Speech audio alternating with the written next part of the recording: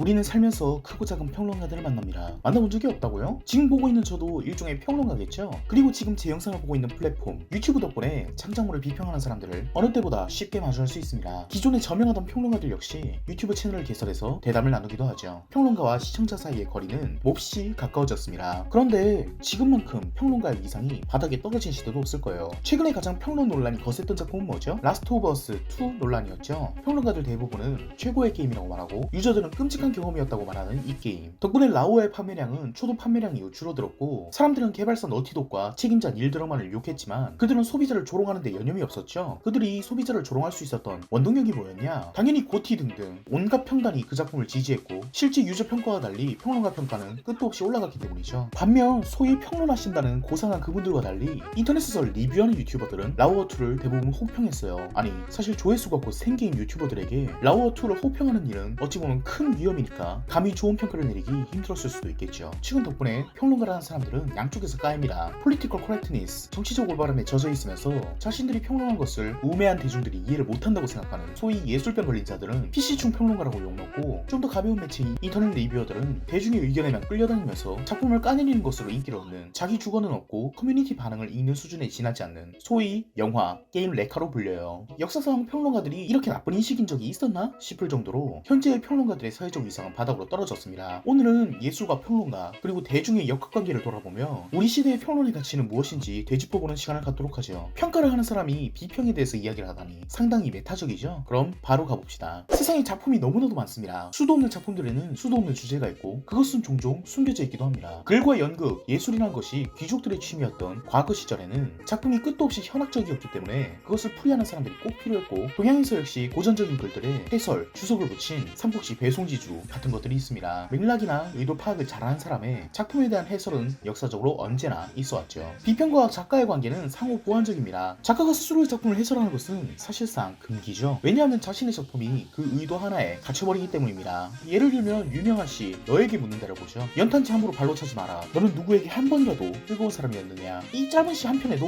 많은 해석이 공존할 수 있어요. 너는 열정을 다해서 살아보았느냐? 라는 부끄러움 섞인 질문일 수도 누군가에겐 열정을 다해서 살다 늙어버린 사람을 빗댄 젊음을 태워버린 노인을 위한 헌정시일 수도 혹은 그냥 작가가 연탄재 차는 거 보고 빡쳐서 썼다 라고 장난기 어린 해석을 내놓을 수도 있죠. 그런데 여기서 안도현 작가가 의도를 말해버린다면 그 작품의 가치는 하나로 오정되어 버립니다. 게다가 그런 식으로 말하는 것은 다른 방향으로 작품을 즐긴 사람들에게 큰 모욕이 될 수 있죠. 작가가 나와서 어느 쪽이 맞다고 공언해버리면 다른 쪽으로 작품을 해석하고 믿어왔던 사람들에게는 자신의 신념에 대한 도전이 될 수가 있어요. 그렇기 때문에 작가는 자신의 의도를 함부로 말하지 않습니다. 그런데 그런 식으로 작가가 작품에 대해서 함구하면 어떤 작품은 영원히 그 뜻을 이해하지 못하게 될 수도 있죠. 고 마광수 교수님이 윤동주의 시에 담긴 감정이 부끄러움이라는 핵심을 짚어내지 못했다면 우리네 삶의 윤동주 예술의 가치는 떨어지지 않았을까요? 더 나아가서 이상의 오감도 같은 난해 시에 권영민 교수 등의 해설이 붙지 않았다면 이 작품은 시라는 수단으로 이미지를 노래한 그림의 기법을 사용한 시라는 것을 이해할 수 있었을까요? 작품은 종종 대중들에게 어렵고 혼란스럽지만 해설자가 있기에 사람들은 그 작품을 이해하고 더 넓은 예술의 지평을 열 수 있습니다. 평론가는 작가와 독자를 연결하는 매개체가 된다는 것이죠. 지금까지는 비평의 아름다운 점이었고 이제는 비평의 나쁜 점도 볼 테겠죠. 분명히 방금은 작가와 평론가는 상호 보완적이고 대중에게 평론가는 지표가 되어준다고 이야기했는데 평론가는 작가들에게 기생충 같은 적처럼 취급되고 대중에게 평론가는 잘난 척하는 속물 취급받습니다. 이런 평론가에 대한 인식은 최근만의 문제가 아닙니다. 아주 예전부터 평론가는 작가와 독자 양쪽의 적이었죠. 대부분의 비평에 대한 문제는 여기서 시작합니다. 네가 뭔데 작품을 까내려? 안타까운 일이지만 좋은 작품은 나쁜 작품이 있기에 생깁니다. 세상의 모든 창작물들이 좋을 수만은 없는 법이죠. 덕분에 비평가들은 나쁜 작품에 대한 비판 혹은 좋은 작품에 대한 비판을 하지 않을 수가 없어요. 아까 평론가의 존재의 의의는 작품을 독자에게 전달하는 것이라고 했죠. 그런데 그런 평론가가 독자들에게 말하는 겁니다. 이 작품은 좋지 않은 작품입니다. 그럼 독자가 그 작품을 읽을까요? 평론가들은 평론에 대한 책임을 지지 않기 위해 제 개인 의견일 뿐 재미있으실 수 있습니다 라는 책임 회피성 조항을 덧붙이지만 평론가가 그리 말을 하는 순간 작품은 독자의 눈밖에 나기 마련입니다. 유명한 평론가의 비판은 작가에게 치명타입니다. 작가는 작품을 팔아서 먹고 사는 사람인데 자신의 예술이 나쁘다는 평가를 받기 시작하면 작가는 굶어 죽을 수도 있죠. 비평가의 말 한마디가 작가의 숨통을 끊을 수 있는 겁니다. 그러다 보니 작가들 혹은 작가의 열렬한 추종자들은 비평가에게 이렇게 말하곤 합니다. 그럼 네가 써보든지 너는 이거보다 잘 쓰냐? 잠깐 평론가에 대한 변명을 하고 갈게요. 작품을 잘 비평하는 것과 작품을 잘 쓰는 것은 완전히 다른 영역이 있어요. 왜냐하면 예술은 세계를 축소시켜서 작품에 담아내는 거고 비평은 작품에서 세계를 꺼내서 보여주는 거기 때문이에요. 예술을 하는 것은 함축의 의미가 있고 비평을 하는 것은 풀이의 의미가 있는 것이기 때문에 똑같이 글을 쓰는 사람이라도 비평가와 작가는 하는 일이 다릅니다. 비평가가 훌륭한 예술을 해낼 수 없듯 작가 역시 훌륭한 비평을 해낼 수 없죠. 그렇죠. 이런 사실을 알고 있든 모르고 있든 비평가에게 공격받은 예술은 못마땅해져요. 내가 해낸 예술이 가치가 없다고 생각하는 너는 대체 뭘 해냈는데? 이 부분은 사실 비평가에게 뼈아픈 부분입니다. 결국 평론은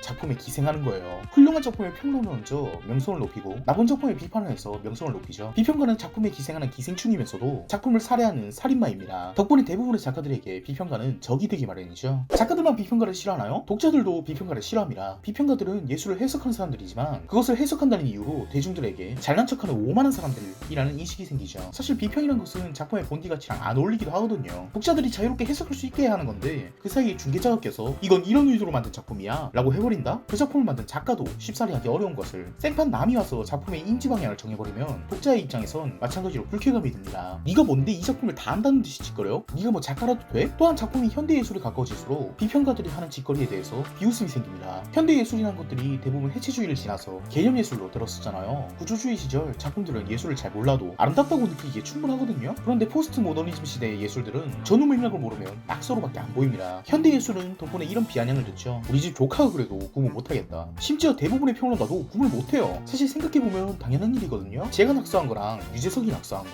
둘 중에 어느 쪽이 가치가 높을까요? 당연히 유명한 사람이 그렸기에 가치가 높은 겁니다. 덕분에 현대예술은 전후 맥락을 제거해버리면 이 작품의 가치를 판단하기 몹시 어렵습니다. 하지만 대부분의 사람들의 미학이란 잘 구성된 것이 아름다운 것이다 라는 모던한 미학을 가지고 있기 때문에 평론가라는 인간들이 하는 짓거리가 웃깁니다. 이상희 쓴 시가 좋은 시라고? 그냥 개소리 갈겨놓은 건데? 아니 저건 그냥 소변기 아니냐? 어이가 없네. 예술이 점점 구조보다는 맥락을 찾아가면서 비평가들의 비평은 수준이 높아지고 자연스럽게 독자와는 괴리가 생겨요. 혼란스럽고 난해한 작품을 보면 독자들은 대부분 그 작품을 싫어하게 되죠. 아니 내가 이해가 안 되는 거래 무슨 의미가 있겠어요? 그런데 평론가들이 이렇게 나선 겁니다. 나는 이 작품을 읽어냈다 멍청한 것들아. 뭐 꼭 저런 의도로 말하지 않더라도 작품의 수용자들에게는 저런 느낌이 들거든요. 덕분에 이런 인식이 당연해지는 겁니다. 이 새끼 족도 아닌 걸로 개소리하네. 꼭 작품을 호평했기 때문에 괴리가 생기나요? 작품을 비판해도 독자들에게 괴리가 생깁니다. 비평가들은 종종 비판을 했다가 비웃음을 사죠. 대표적인 경우가 바로 서태지와 아이들 사건. 서태지는 데뷔를 할 때 당시 저명하던 음악 평론가들에게 십자포화를 맞을 정도로 비아냥을 들었죠. 한국에서는 서태지와 아이들이었지만 해외에서는 퀸도 겪었고 더 전에는 엘비스도 겪었죠. 비평가들이 예술가를 짓밟고 성공하듯 스타는 비평가를 짓밟고 탄생합니다. 보수적인 비평가들은 스타의 탄생에 재물이 될 뿐이죠. 많은 사례들로 인해 사람들에게 비평가는 꼬투리나 잡는 못난 사람들로 보이게 되었어요.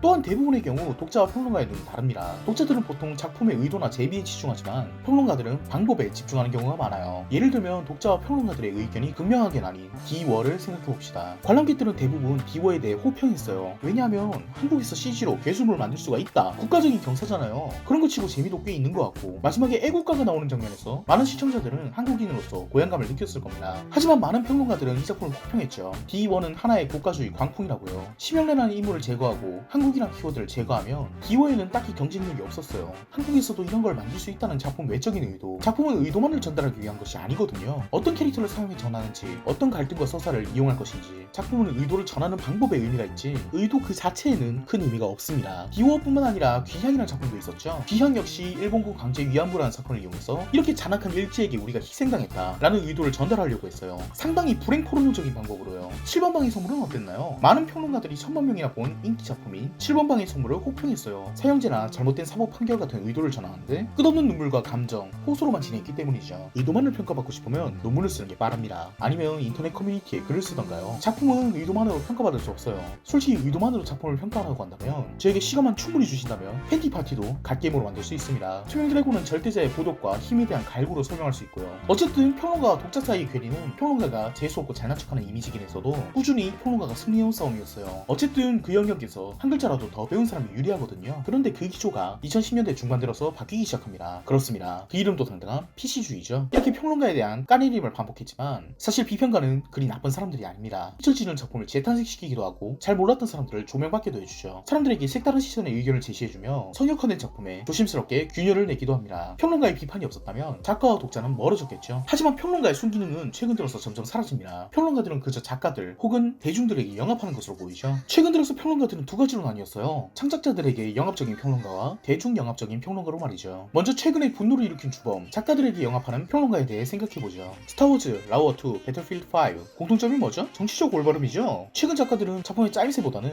이 작품이 얼마나 사회적 메시지를 담고 있는지, 얼마나 정치적으로 올바른 배분을 했는지에 집중해요. 그러다 보니 온갖 병신 같은 일들이 일어나죠. 덴마크 동화인 인어공주를 실사화하는데 흑인 배우를 쓴다든지 아무 이유 없이 주인공을 동성애자로 만든다든지 개연성이나 이야기 진행에 꼭 필요한 필요하면 아무 말도 안 해요. 그저 정치적으로 올바르기 위해서 그런 설정을 남죠. 아까도 이야기했지만 작품을 의도로 평가받으려는 것은 정말 최악의 행동입니다. 우리는 좋은 의도를 가지고 작품을 만들었는데 우리 작품을 공격하다니 너는 악당이구나. 자신의 작품을 이데올로기의 수호자들을 이용해서 성역화하기 위한 교활한 짓에 불과하죠. 또한 이러한 행동에는 교조주의가 들어가 있어요. 우리는 이렇게 사회 이슈에 민감한데 너희같이 못 배워먹은 사람들은 이해를 못하겠지. 점점 작품들은 개연성과 서사를 반말을 먹은 채 자신이 믿는 신념이나 이슈를 삽입하는데 급급하죠. 그런데 주류 비평가들은 이런 행동을 비판하기는커녕 오히려 권장하는 듯 보입니다. 한때는 D1나 귀향대와 같이 의도로 평가받으면 안 된다고 하던 비평가들이 PC주의의 창궐 이후 오히려 한 숟가락을 더 얹고 있죠. 위대한 메시지를 담은 게임이니 훌륭한 시대 정신의 계승자니 저는 알라딘이라는 영화를 보고 혀를 내둘렀어요. 모든 역경을 해치고 나온 알리에게 도움을 받으면서도 공주라는 작자는 자기 주도권부터 찾으려고 하더라고요. 신데렐라 이야기도 좋아하고 페미니즘도 좋아하면 어떡합니까? 상충하는 가치를 둘 다 좋다고 넣어버리면 딸기도 맛있고 된장찌개도 맛있다고 딸기 된장찌개 만드는 건 뭐가 달라요?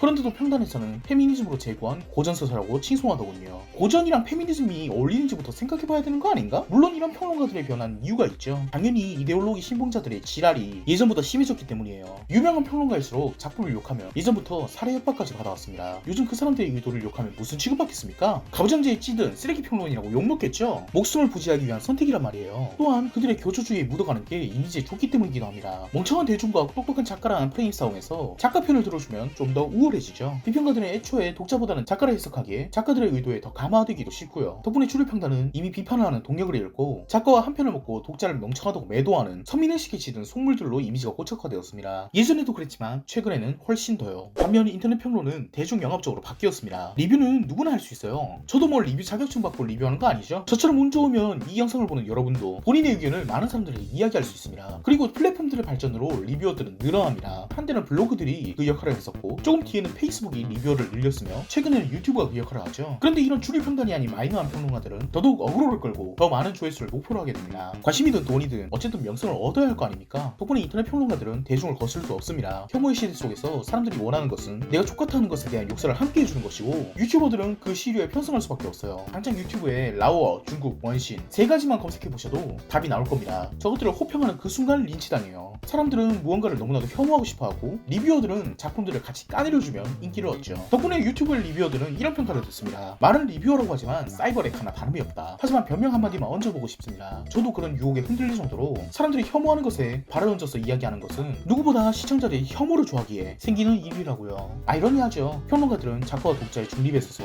자신의 소신을 전달하고 작품을 해설하는 사람인데 주류 평단은 작가의 편에 서서 소신을 잃었으며 인터넷 리뷰는 대중의 편에 서서 소신을 잃었어요. 시대가 만든 슬픈 평론가들의 자화상이기도 하지만 평론가들의 비겁한 선택이 만들어낸 예술이기도 합니다. 우리는 작가와 이데올로기, 협찬에 저항하기도 무섭고 대중들의 혐오와 분노, 광기에 저항하기도 무섭습니다. 작가는 교만하고 대중은 공격적이고 그 사이에 서 있는 평론가들은 비겁합니다. 예나 지금이나 세상은 평론가를 필요로 하지만 요즘의 세상이 필요로 하는 평론가는 소신 있는 예술의 전달자가 아닌 내 편을 들어주는 힘 있는 스피커인 것 같아요. 평론가들은 구조의 피해자이면서도 대중을 무시하는 강자가 되었다가 대중에 영합하는 약자가 되기도 하는 비겁한 박쥐로 살게 되었습니다. 저도 유튜버고 저도 마이너 평론가죠. 그런 입장에서 평단을 이야기하는 것은 어쩌면 그 중에서 제일 비겁한 놈일지도 모릅니다. 나는 저들과는 다르다고 자위하고 있는 걸지도 모르죠. 사실 이번 이야기의 결론은 저도 잘 모르겠습니다. 저는 나름대로 소신을 지키면서 리뷰를 하고 있어요. 내 소신을 전달하기 위해 줄거리는 최대한 요약해서 왜냐면 유튜브로 작품 요약만 보는 것이 별로라고 생각하기 때문에요. 당연히 유튜브의 최고 인기 검색어는 결말 포함인 만큼 사람들은 B급, C급 영화를 후루룩 요약만 보고 싶어 하지만 작품을 스낵컬처로 만드는 것에 저는 그리 긍정적이지 않아요. 비판하는 리뷰는 최대한 지향하는 방향으로 이 신념은 처음부터 계속 지켜오고 있는 생각인데요. 사실 개인적으로 가장 비겁한 선택이라고 생각합니다. 저는 싫어하는 작품도 많고 사람들이랑 시선도 달라요. 저는 라워2에도 괜찮은 점이 있다고 생각하고 원신에도 야수보다 나은 점이 있다고 봅니다. 인터넷에서 호평받는 조커에도 나쁜 점이 있다고 생각하고 한국에서는 성역인, 기생충도